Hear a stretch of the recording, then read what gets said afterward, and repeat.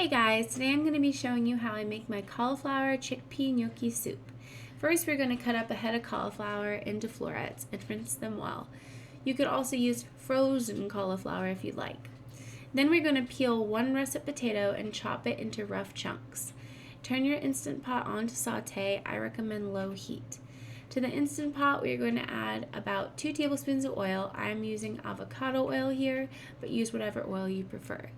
Then we're adding about 1/2 cup each of diced onion, diced carrot, and diced celery. Saute them for a couple of minutes and then add your seasonings. I'm using 1 teaspoon each of rosemary, marjoram, and thyme. Then I'm going to add 1 can of rinsed and drained white beans. I'm using cannellini beans here.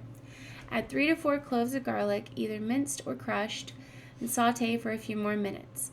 Then add 1 teaspoon of salt, 1/2 teaspoon of white pepper, as well as 1/4 teaspoon of black pepper. Then we'll add our roughly chopped potato and our cauliflower.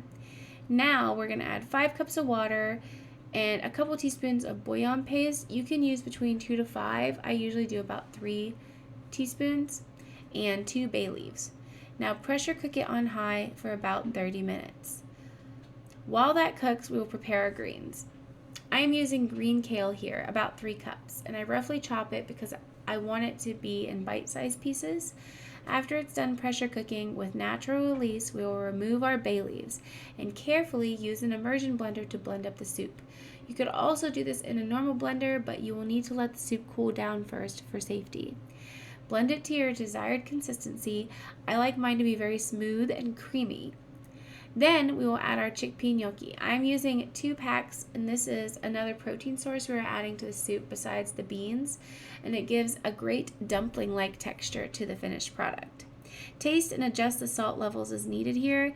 I added another 1/2 teaspoon of salt. Now we will add the greens. You will need to press them down into the soup well before adding the lid back on.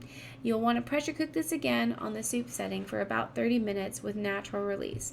After cooking, optionally but recommended, you can add 2 tablespoons of nutritional yeast and juice of 1/2 a lemon, and then stir to combine.